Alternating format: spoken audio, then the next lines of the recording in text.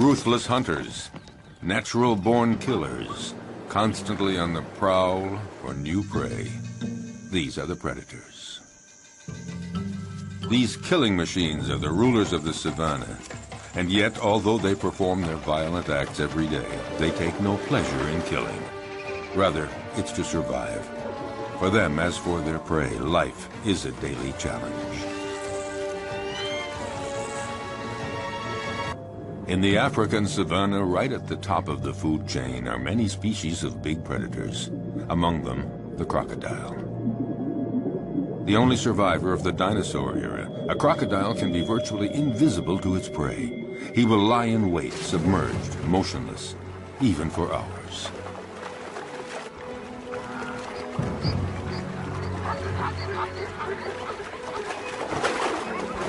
Fearsome, discreet, wily, he is perfectly adapted to life in the water and has the sinister reputation as the most dangerous killer in Africa.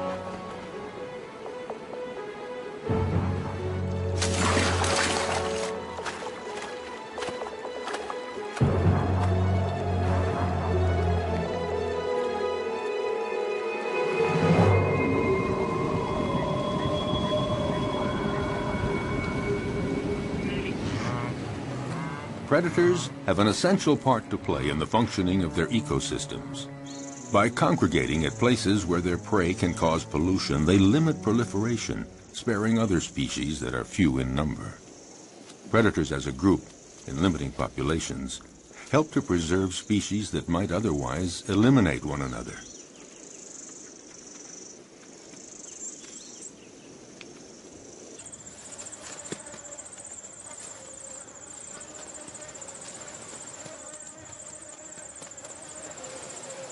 In the end, nature is well managed, because any given area always has just the number of predators it can handle, and no more.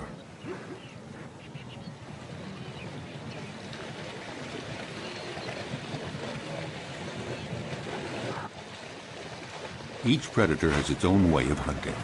Their strength and speed seem to protect them from many dangers, but their never-ending need for food, for survival, drives them constantly to keep hunting.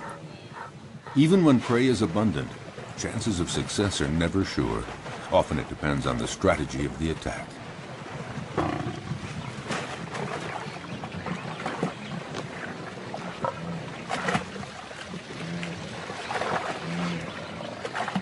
Seized at the throat, this gnu has no chance. The lioness's jaws have broken its spine.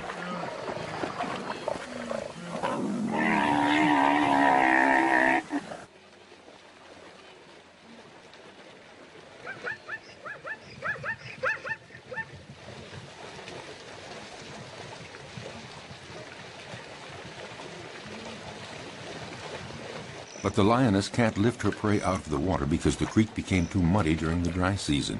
She has to devour the animal here where it was killed, a rare practice.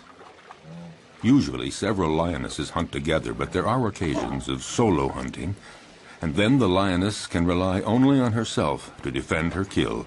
The prey has barely been taken when other predators start pointing their snouts toward the meal. Yes, it is not enough to hunt down and kill your prey.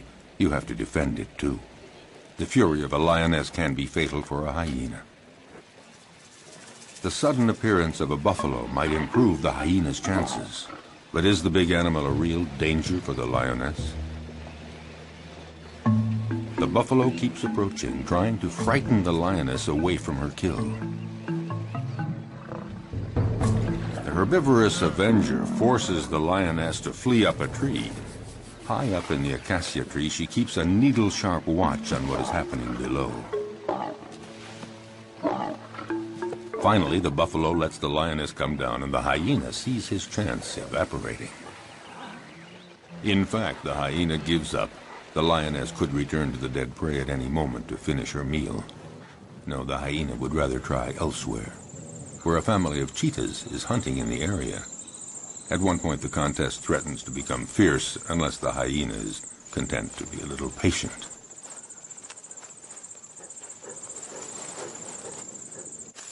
Why not let the fastest predator of the savannah do all the hard work?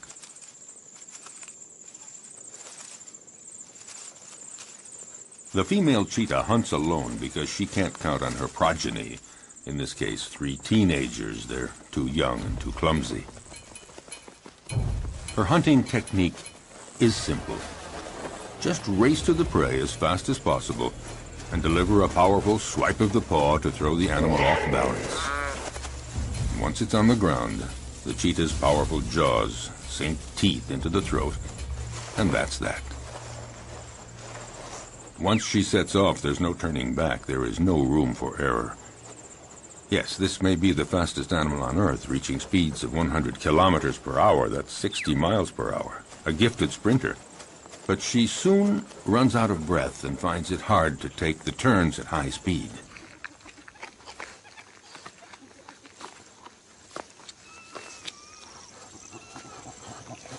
She expends so much energy all at once that she needs a breathing space to recover, and these are precious minutes, because the hyena is on the prowl, and he knows that this is the instant to try something if he's going to steal any of the meat. The young cheetahs waste no time in munching off the first bits. The cheetah senses danger, but what can she do? These kids are too clumsy to make any sort of organized resistance.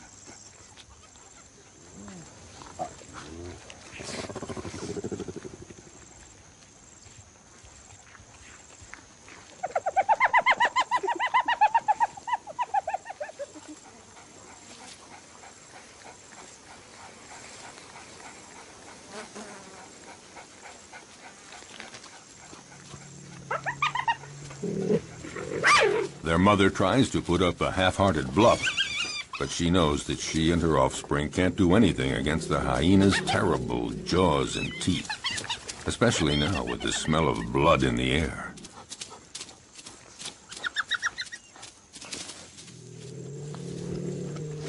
She doesn't even try to fight.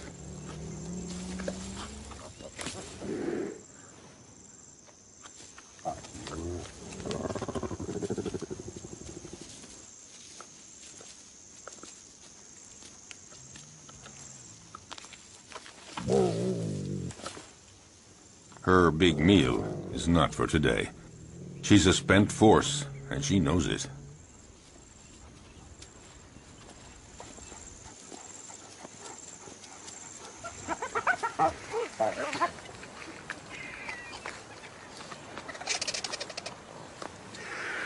The scent of blood draws many scavengers. They're not considered true predators because they eat animals that have already been killed by others. A real predator hunts down and kills live, fleeing animals.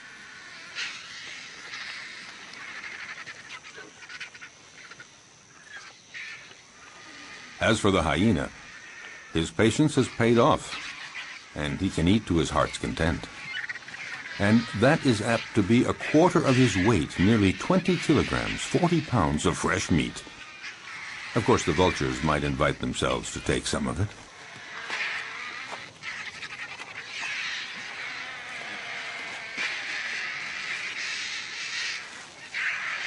A jackal is prowling around, but he's no match for the hyena.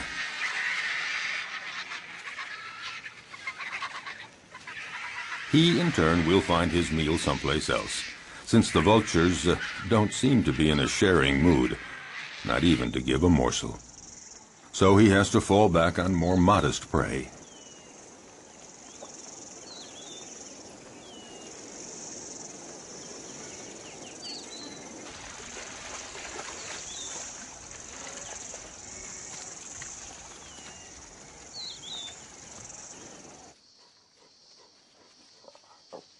Lichens, or wild dogs, are also considered prodigious predators in the savanna, the equals of cheetahs and even lions. They're among the carnivorous animals that hunt during the day. To feed the family twice every day at sunup and sundown, they leave their lairs to hunt in packs. But they're not always successful, because they're often smaller than the animals they attack.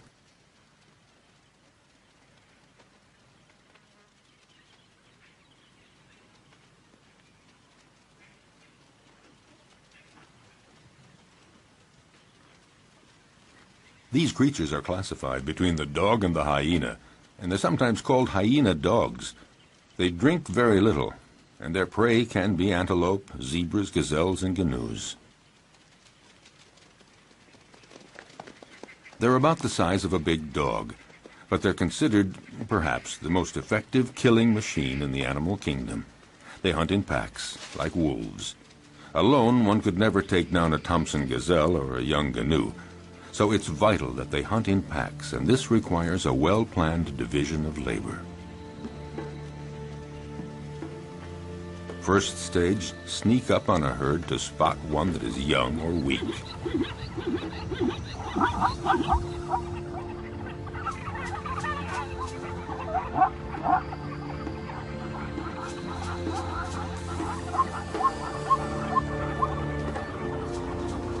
Next, chasing down in relays. They charge the herd to scatter it and isolate the victim. And when that one starts to flee, the wild dog at the head of the pack takes after it at speeds of 50 kilometers an hour, 30 miles per hour. Their strength is in their numbers.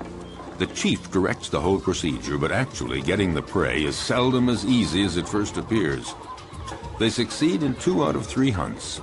Zebras know how to defend themselves. Their hooves are hard horn, and they can use them effectively as powerful weapons against attacking predators.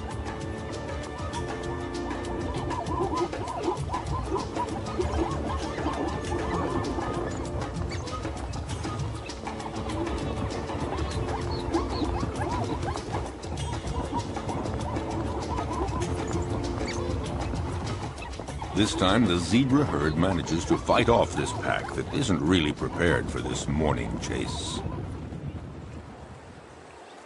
Herbivorous animals know how to put up a good defense. Elephants stand very tall, and they fear none. But the others have to learn the behavior patterns of their potential predators. They know when they're hunting and when they're not. So it's common to see a herd of zebras calmly munching plants just a few feet from a relaxing lioness. But the zebras are watchful all the same. The stallion stands slightly apart like a sentinel. When he senses danger, he alerts the others with a whinny. Instantly, they all form a group and they flee together, with the stallion bringing up the rear, where he can nip the legs of the slow zebras to make them keep up with the others. But the greatest danger for all of them is crossing a river, because it's there that crocodiles lie in wait. If crocodiles are seen as the most frightening predators on the planet, it's because they're not only clever and strong, they have another weapon: their patience. They can go for months without eating, but after a fast like that, any prey passing within range of their massive jaws would have to be very lucky to escape. Armed with about 70 teeth, a thick body armor of scales, and powerful appendages that they can use to leap their full body length, their attacks are furious and frightening.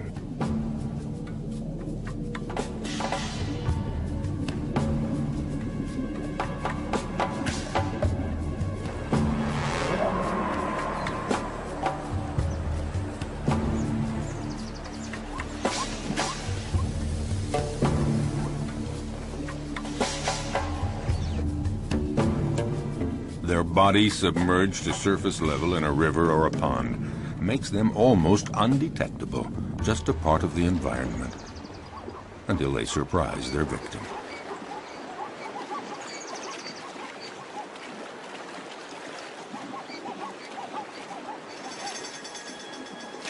Buffaloes, zebras, antelope, these are perfect prey. And slippery shoreline mud or steep riverbanks often make it hard for the prey to get away.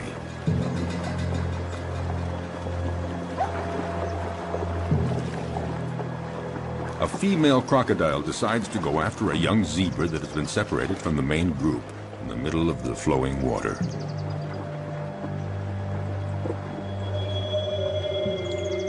It's not a fair fight. Alone, terrified and wounded in the river, the animal doesn't know where to go or how to get away. The female crocodile tries to drag the wounded creature down into the water, but the youngster is resisting ferociously. It's hopeless. The crocodile has to have a better hold. The prey might get away. Whatever it takes, she has to get a firmer grip with her jaws, and in those few seconds, the zebra could get away.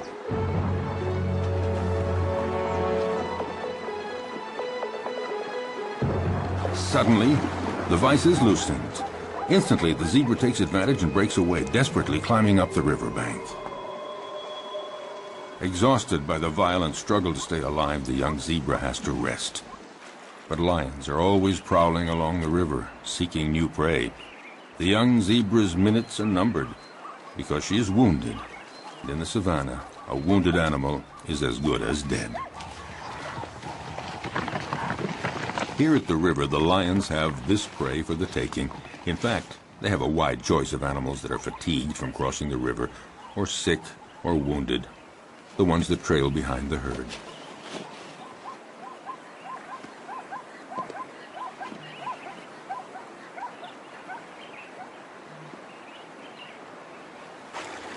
As for the crocodiles, they gather around the only crossing point for the animals.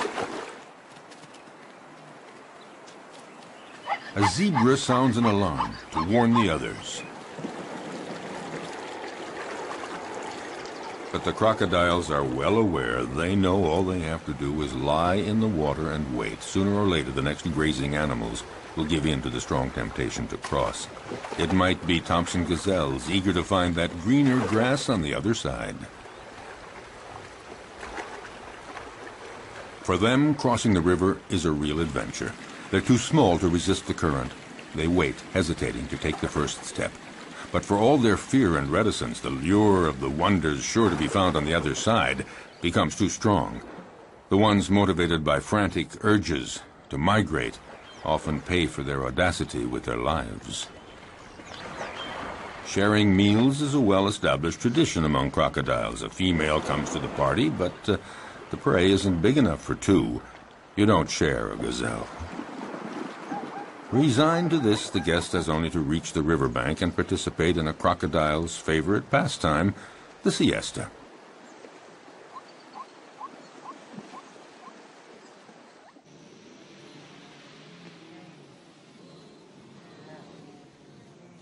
But during the mass migration across the Masimara Plains, danger comes not only from crossing the river, it lurks everywhere.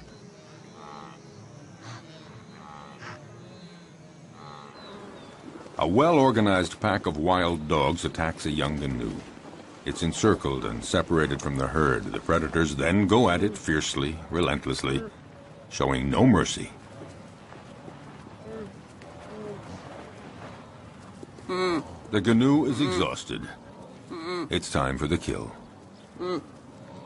At one point, the animal nearly falls to the ground. One of the wild dogs seizes a hoof. And finally, the creature drops. Often, the attackers will hold the muffle of the prey tight until it stops all movement.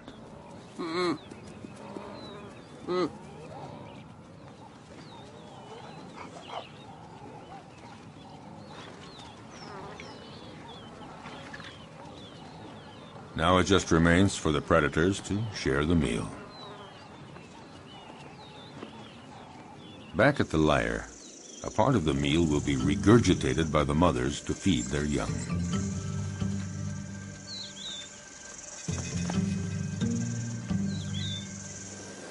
It may seem that predators are ruthless. They show no mercy at all. But they kill only when they're hungry. Their potential prey senses this. As we saw, herds are often oblivious to lions walking almost beside them. But if a herd senses that a lion is hungry, they are away and fast.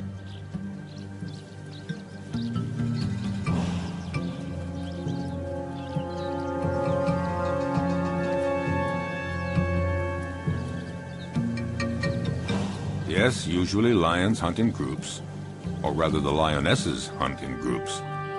Males take no part in the hunting. They are content to feast on what the females bring in. What lions like most are gnus and zebras, the slower animals that are easier to run down, not the gazelles and antelope. Actually, hunting any animal is always difficult.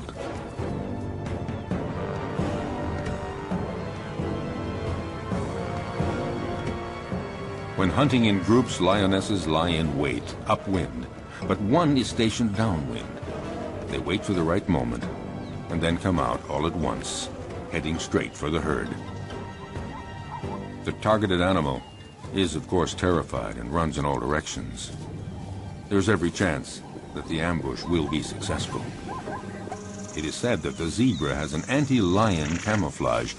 When they're running fast and trying to get away from the lions, their stripes create an optical effect that makes it difficult for a lion to distinguish where one zebra starts and the other ends. Unfortunately for the zebras, the effect isn't very effective.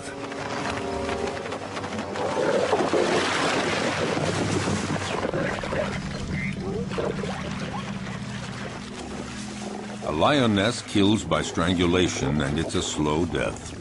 The victim tries to get breath. It might take 10 minutes before the animal dies. The success score for females that hunt alone is fairly low. It's about 17%, one kill in every 5 attempts. This makes the survival of the lion cubs fairly uncertain. It's not surprising that they prefer hunting in groups. Today, the lionesses and the cubs are eating as fast as they can before a male comes along to take his share. When a male is present, he is always served first. But this time, Mom and the kids will have full stomachs. All the same, the odor of the carcass draws famished hyenas.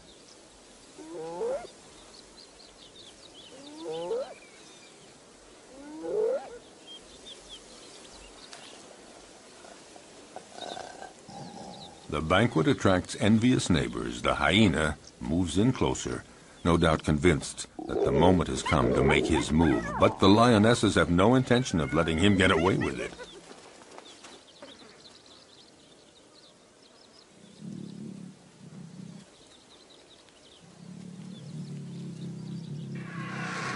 He's going to have to wait until the lion family has had its fill, and then he will move in to find they have left him a few bare bones.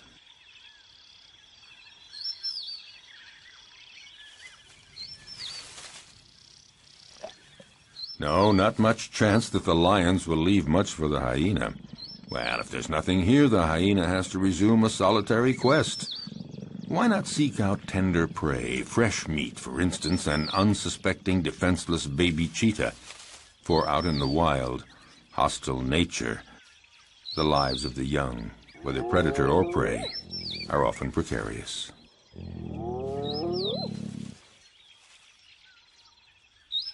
However, the hyena just might have a difficult and dangerous fight with the mother. Intimidation, dissuasion, will he dare?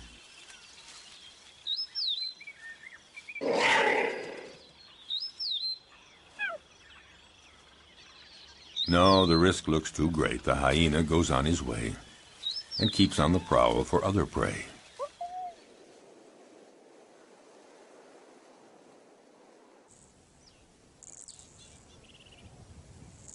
His courage seems to have deserted him for trying another attack. Off the hyena goes looking for any food to quell the pangs of hunger. Once the danger is over, the mother cheetah is required to leave her little ones and go off to hunt. But will they be there when she returns? In the savannah, cruel choices have to be made.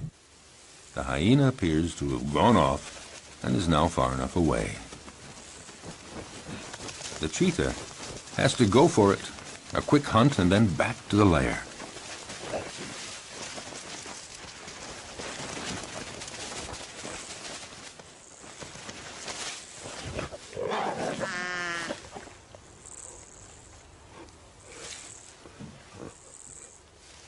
The hyena is watching all this. And a little too sure of itself approaches the cheetah, certain to come out the winner.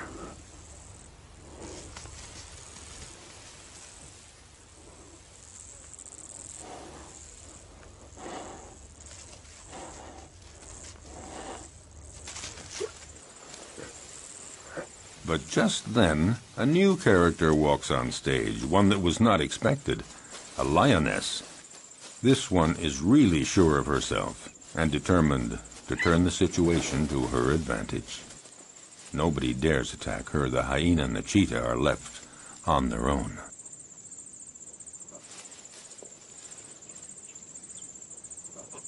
Indifferent, the lioness ignores them with the arrogance of a victor.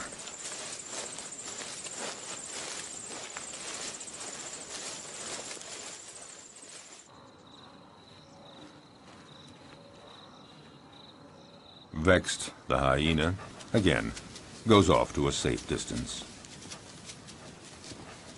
Out of breath, the cheetah isn't too sure that she'll have a meal today.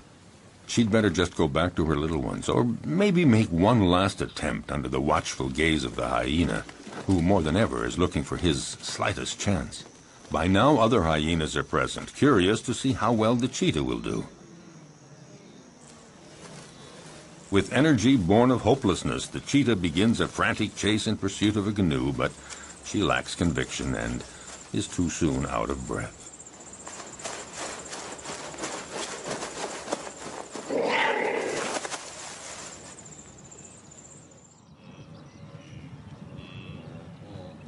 Even the gallery of watching hyenas doesn't think that she'll succeed.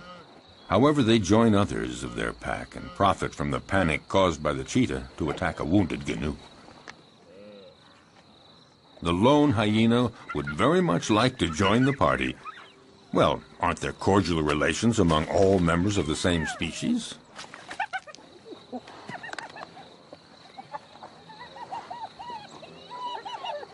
No cordial relations at all. A very strict social order determines relationships among individuals in groups of hyenas. The loner is not part of this group, so the dominant female directing the group chases him away in no uncertain terms.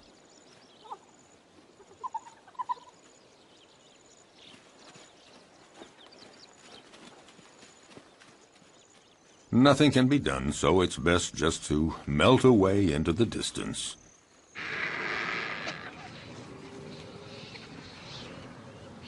The dry season is drawing to a close, and carnivorous animals are finding less and less game, and they're growing weaker.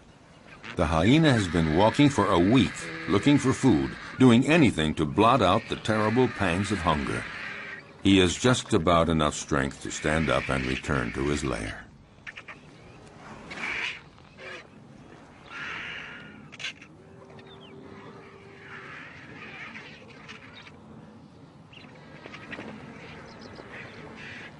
Oh, he knows the vultures are waiting for just one thing, for him to lie down and not get up. But hyenas belong to a species with incredible resistance. Gathering up all his strength, he sets off on his quest.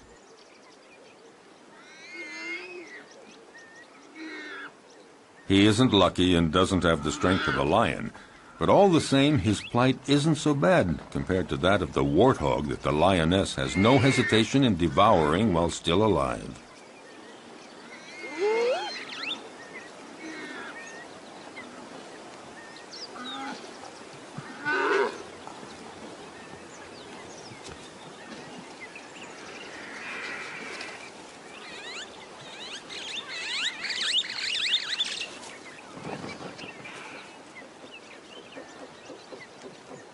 The hyena was right to wait around for a while. At last, there is a reward because the lioness leaves the warthog carcass after eating only the entrails. Finally, something to eat.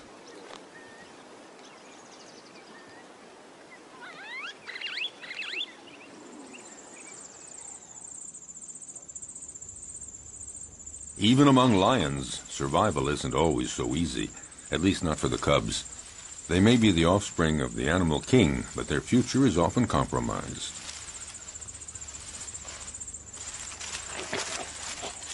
Power and strength characterize the lion, but the cubs are vulnerable, and danger lurks everywhere, even within their own group.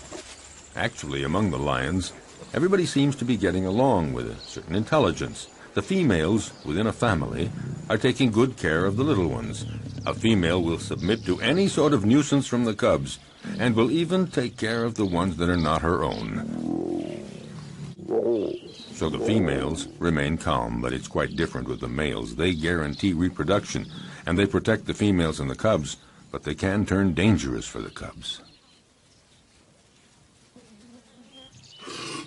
Unmindful of his tremendous strength, a male who is annoyed by a cub teasing him just might kill the youngster with a swipe of his paw. Lions like to live in a stable family group, and yet the young ones, especially the newborn, are always vulnerable. Prudently, a female about to give birth distances herself from the group and finds a lair where she can have her cubs.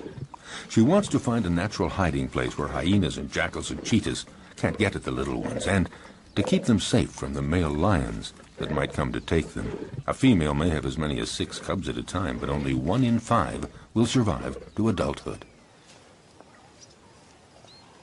Cubs are most fragile during the first 20 months. Then they are young adults. The mother lioness has to leave her cubs in the hiding place and go out to forage for food, but she never knows whether when she returns she's going to find them dead or alive. Will they escape the prowling predators? The lioness is now isolated from her group, and she has to hunt alone. Her predatory hunting instincts have to overcome her maternal feelings.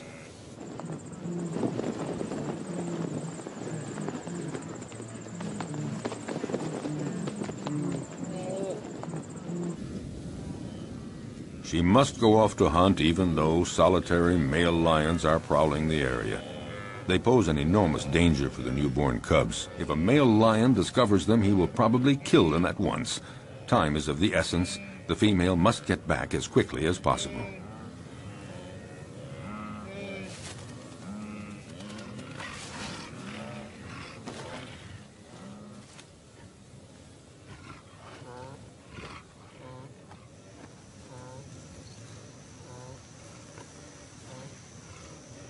A lion, alerted by the noises, emerges from a thicket. A male lion does very little in life. He sleeps and takes care of reproduction, protects the group, and eats to his fill whatever the lionesses bring in from the hunt. And usually he's first in line. The lioness is well advised to catch her breath quickly and start eating as much as she can to regain her strength before the male shows up.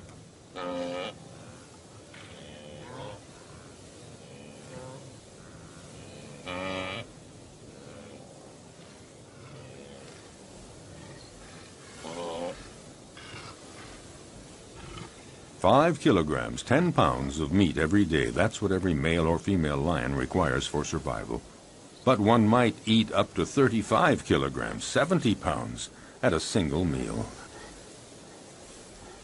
The effort has been so strenuous, the lioness has to recuperate for a good 10 minutes before feeling strong enough to begin eating.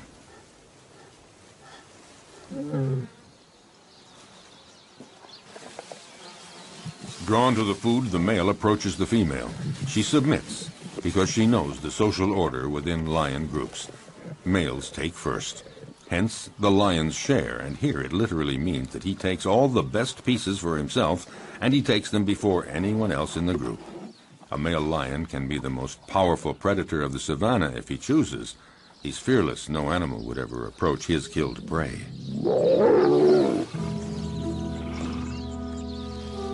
The lioness can only wait, resigned to the situation, and go off to her cubs.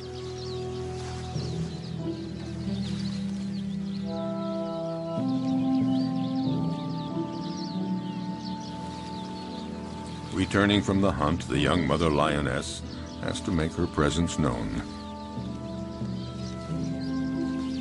A cruel surprise awaits her. Her little ones had a surprise visit from a solitary male lion that happened upon them. Only one cub remains, but it's dead.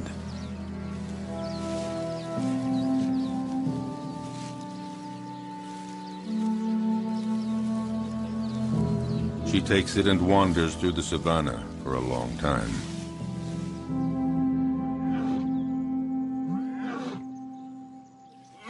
Before she can bring herself to give up the cub's body to the vultures.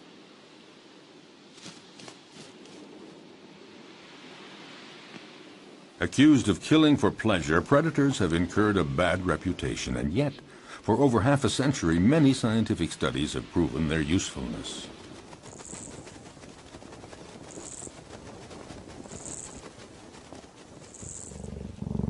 A number of predators are key species that enrich their region and determine the structure of animal communities. They maintain a good balance between various species. Attempting to suppress the predators to protect nature is a mistake, because any place without predators is not a stable environment. On the contrary, it's an artificial habitat made poorer and more fragile.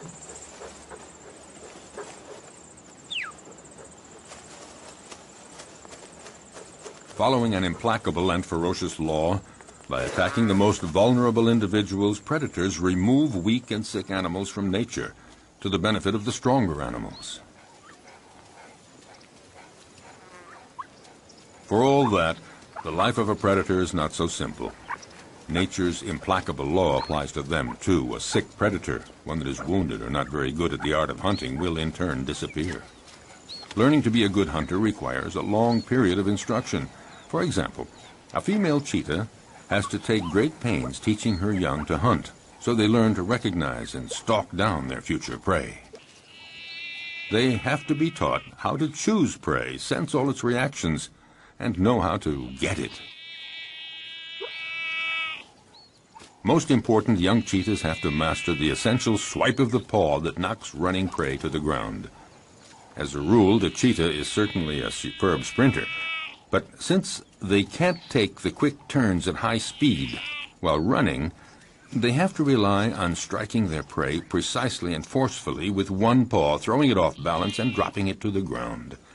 The students learn this by practicing on a young live antelope provided by their mother.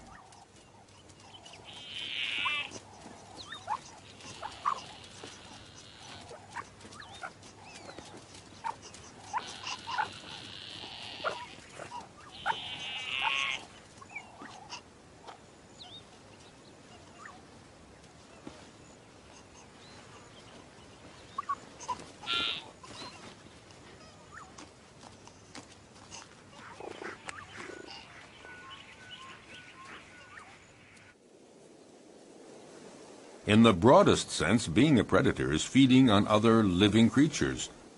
Under that definition, practically all animals are predators. It's just a matter of scale.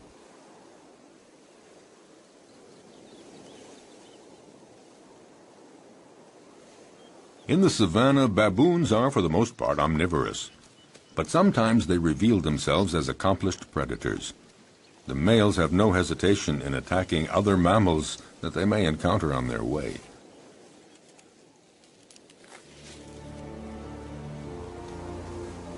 They can be terrifying opponents. Their bite is awesome. A powerful dominant male has caught a small gazelle. He doesn't wait for the prey to die before devouring it, right in front of his underlings.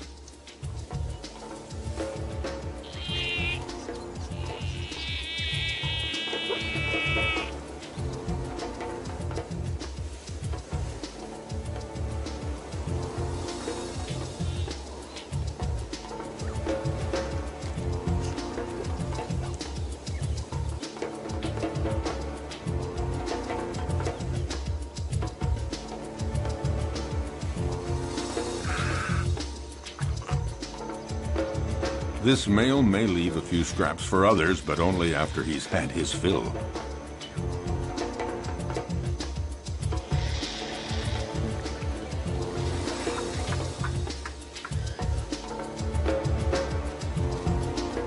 In the savannah, death is a part of everyday life. The baboons set off for new horizons.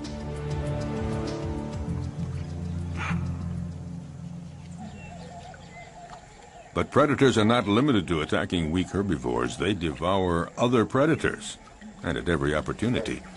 Some animals are completely oblivious to the danger present along the riverbanks. Like young baboons, apparently, the smaller the predator, the more invulnerable they feel. Foolhardy or oblivious, the baboons have apparently decided to tempt the devil, and this particular devil is a crocodile. For the young ones, the game is approaching the riverbank as close as possible, but for the older ones, the most exciting provocation is in actually drinking from the river very close to a crocodile who's pretending to be asleep. It would seem that the one taking the greatest risk is matching himself against the most dangerous predator of the river. A youngster takes one chance too many, and things get dramatic.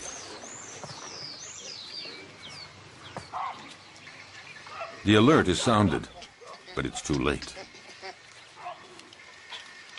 The entire group looks on helpless, seeing the young baboon in the jaws of the hungry crocodile.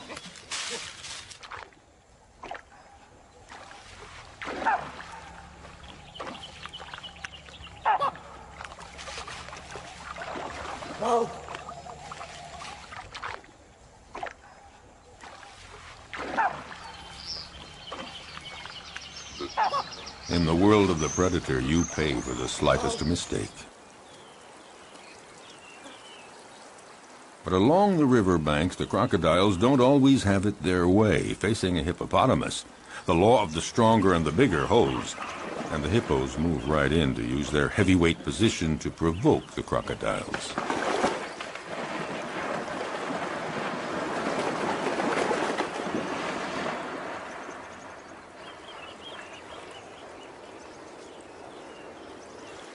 The hippos and the crocs live together in the river. The crocodiles may present no direct threat to the hippos, but all the same, they might go for a young, defenseless crocodile.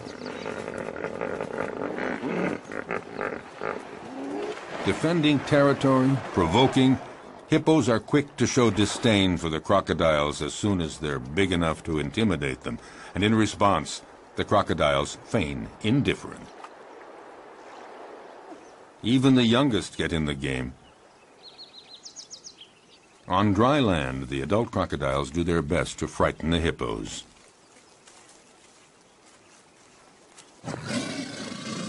They multiply their efforts, but the massive creatures don't believe a word of it, so to speak.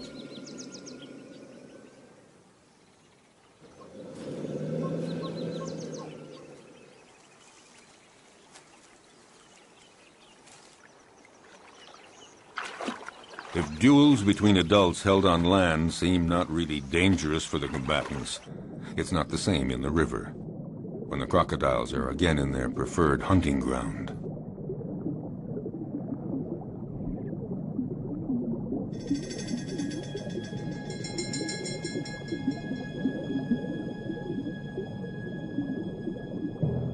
In the aquatic element, a crocodile is ruthless, facing a young hippo.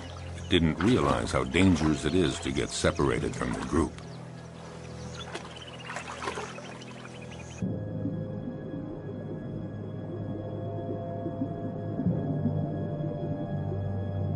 Cunningly, the crocodile approaches slowly.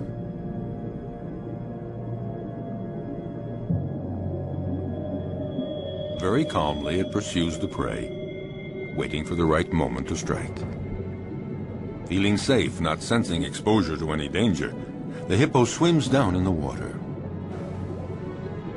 And the crocodile glides effortlessly. He's in no hurry.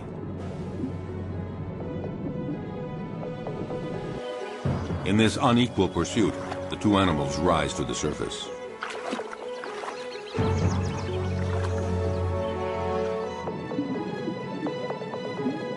It only remains for the crocodile to pounce and pay no penalty.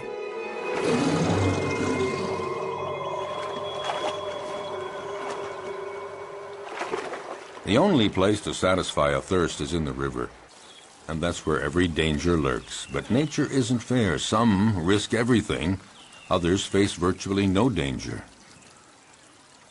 Take the giraffe, gaining considerable protection from its great height. Still, it's in mortal danger drinking at the river, because it has to spread its legs, and in this uncomfortable position, the giraffe is highly vulnerable.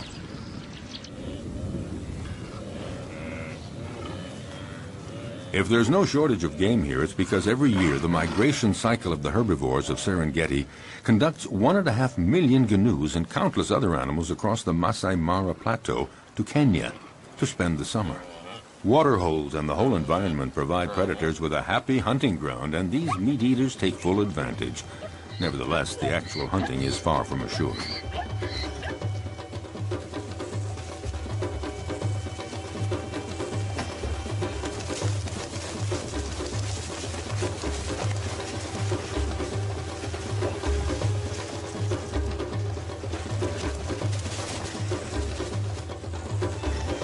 As always, some succeed and others fail, but it's not because there's no game.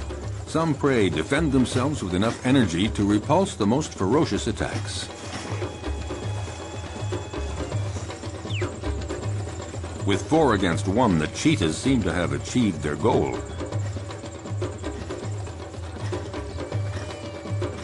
But such combats don't always end as predicted. It would appear that the cheetahs have the advantage, but that doesn't take into account the endurance of their opponent or the canoe's instinct for survival.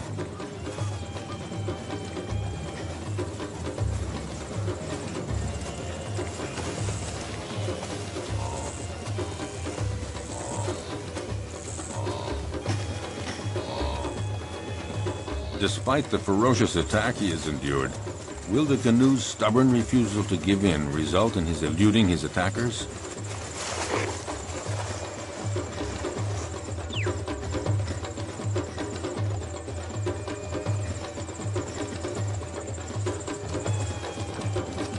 Thrown off balance by the canoe's sustained fury in managing to escape their claws and teeth, the cheetahs seem unable to administer the fatal blow. Suddenly, in an astounding burst of energy, against all odds, the canoe does manage to escape from all those predators. Totally exhausted by all this, the cheetahs give up.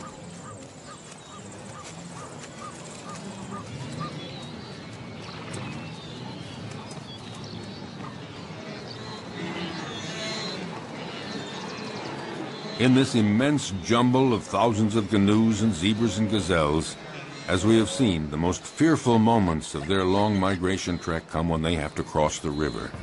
But paradoxically, if it's their great number that attracts predators, it's also their massive numbers that provide their best defense against the feared crocodiles.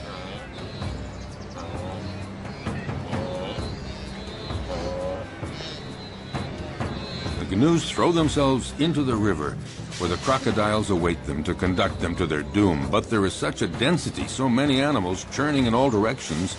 In this confusion of horns and hooves, the crocodiles are confused, unable to find a precise target. Some of them even stomp on crocodile heads in their frantic, panicky movements.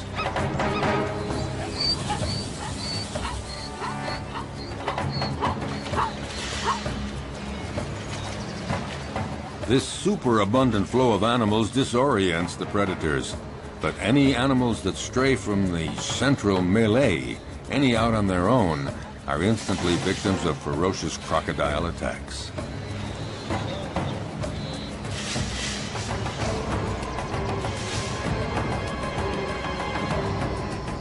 The prey is seized in a single leap, the victim rendered rigid by the pain of the bite, held firmly in those massive jaws, and the crocodile begins to devour the animal. Often several others quickly come to share the feast, unless the first crocodile can manage to plunge the prize to the bottom of the river.